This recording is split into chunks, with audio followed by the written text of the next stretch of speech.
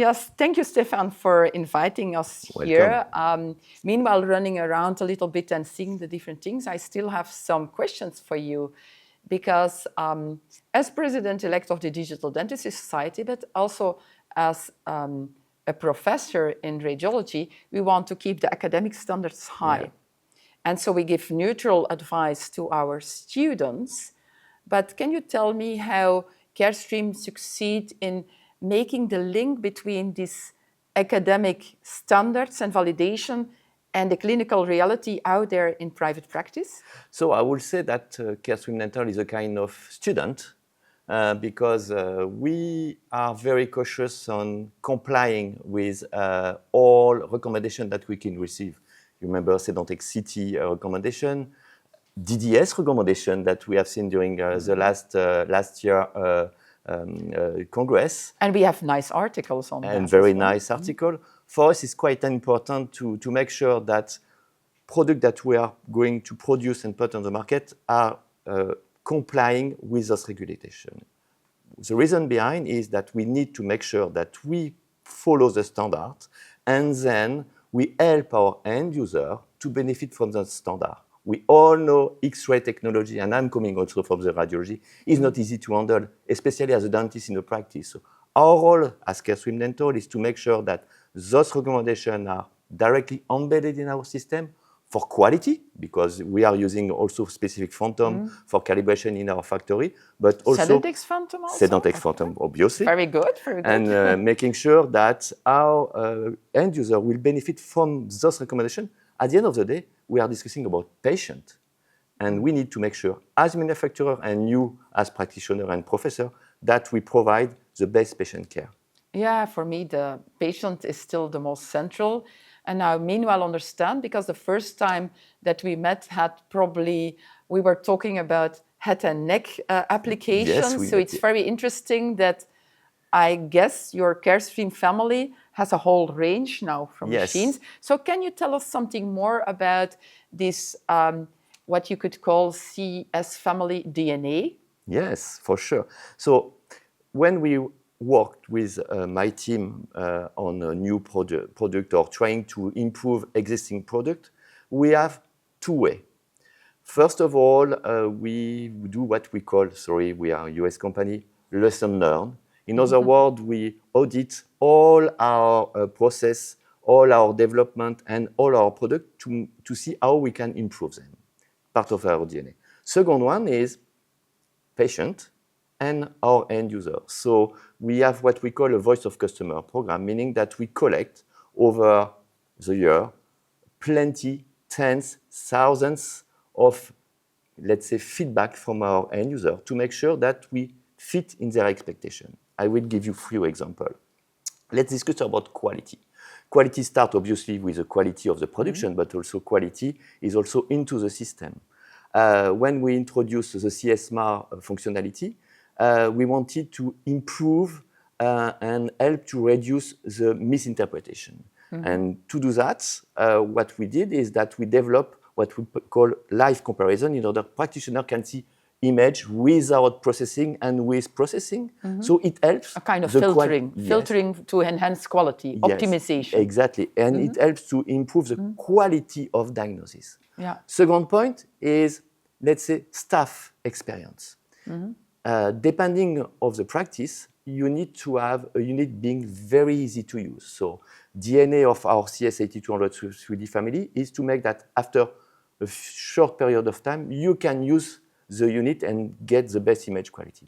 Obviously, we have our flagship, the CS9600, who is already embedding cameras or also AI for patient positioning to ease patient positioning. And when you ease patient positioning, you improve quality of acquisition. So you improve the clinical outcome. Last, reliability. We developed a new service, innovative service called CS Upstream. Regarding reliability, so this service is monitoring actually our install base. We collect information to improve service. So improving service means reducing downtime, but improving the reliability because we know what problem we could have, and proactively we can call the practice telling something is going to happen, something is going to take. On the image quality or the dose or this everything, kind of thing. Everything is monitored. It's very clever because you can use that later on for the big data, for the artificial intelligence quality assurance program. Exactly, and it helps us to better, we have a low dose protocol in our system, so we can evaluate the number of low dose scans done per year. We don't collect any, let's say, data, okay? But the way the unit is the parameter data. The parameter, and then it helps months after months, because every 6 months we are releasing a new driver for our system to improve the dosage we are setting up into our system to have the best quality with the lowest dose as possible. And this is part of the quality.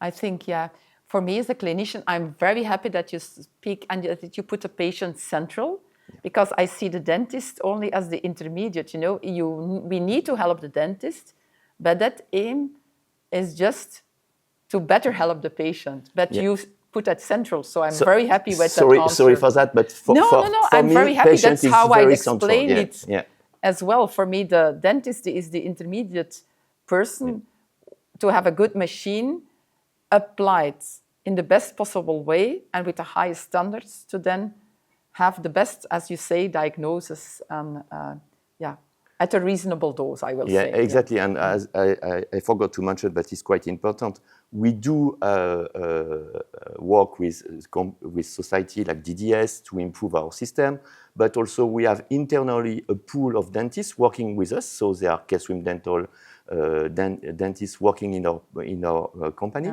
because the person who will help us to do the perfect machine is the person who is using something. So we have a pool of dentists over the globe helping us to improve our system and giving us good ideas sometimes. Yeah, for the different specialties. Exactly, from endo to orthodontist, maxillofacial, implantologist, because all workflows are different. So we need to make sure that our system, being hybrid system, needs to stick in the need of the end user. I thought it's almost like you need a machine. I mean, the ideal dream machine would be a machine that for every single patient and indication can put everything on the spot. Talking about such hybrid machines, so we have moved, because I come myself from teaching since the early 90s in the radiology. We come from very basic machines to now very hybrid machines. And hybrid, with that, I mean, it can do different things.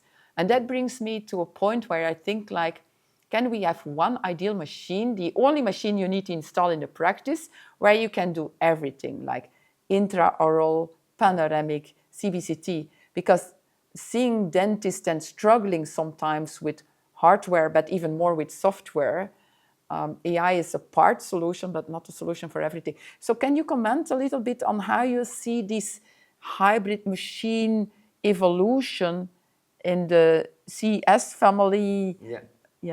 So in our portfolio, we have already hybrid machines. So meaning that we are able to acquire panoramic, but not only panoramic, bite wings, extraoral bite wings, which is quite important, because you are a professor, you have patients that are totally afraid and scared to see an intraoral sensor going in their mouth. They can have gagging. So we do propose already such kind of application.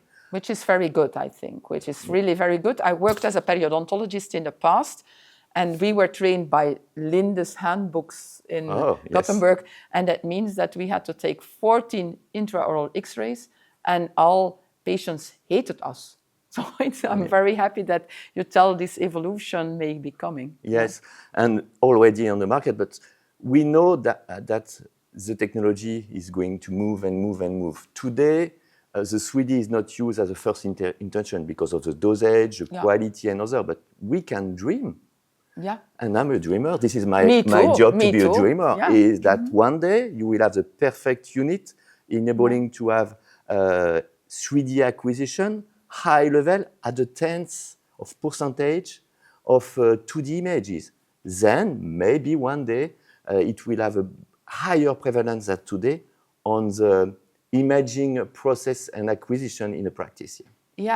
And if I translate that to the practice, that means that if we started with cone beam CT, like, by now almost 3 decades ago, that actually what you say is that such a cone beam or hybrid machine would have a place in every dental practice. Yes.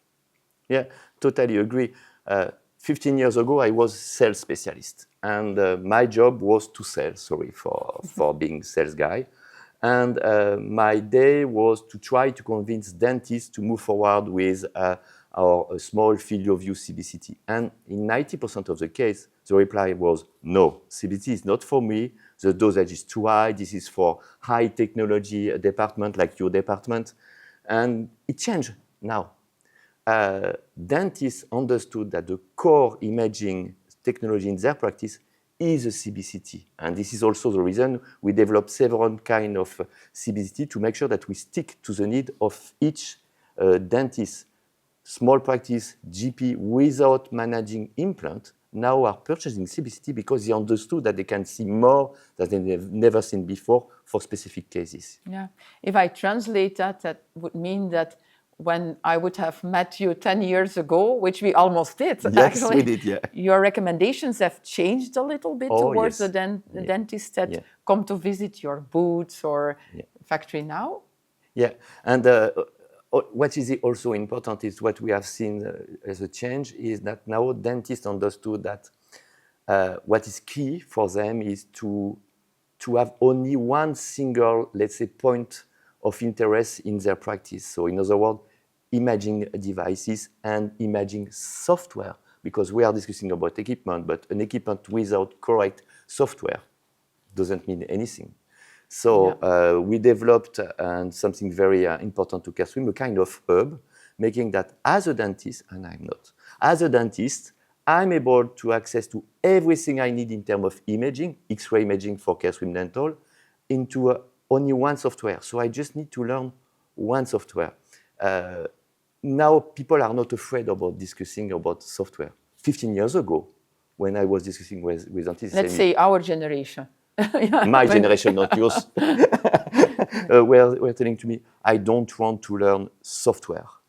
This is not my generation. Now, this is pure, natural, and this is also the reason we developed very easy-to-use system. Yeah, I wanted to say the user interface has also changed in between, like just press on a button, or the icons that you use are very clear, that you don't have to speak to them about voxel size because... And we did a unit so smart that now the unit is able to remind the user of what they did last time in order that they keep the same processing because they were happy with the first result. So in other words, the unit is able to tell to the doctor, you like this image? This is the processing you used last time. So it helps. It's a kind of local quality control or assurance. And we call it a patient history record.